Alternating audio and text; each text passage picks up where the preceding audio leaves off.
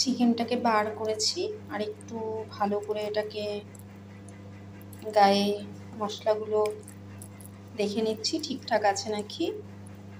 প্রিহিটে বসিয়েছি মাইক্রো ওভেনে, যেটার মধ্যে আর কি দেব,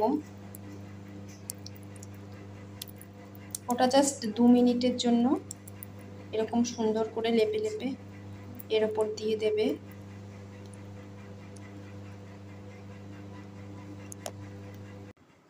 পুরো 25 মিনিট টাইম লাগলো এটা হতে।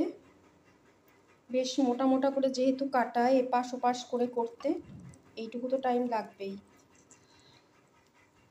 এবার প্লেটে সার্ভ করি। কেমন লাগলো জানিও। এটা লাল দেখতে পাচ্ছ না, তার কারণ এটার মধ্যে লঙ্কার গুঁড়ো দেওয়া হয়নি।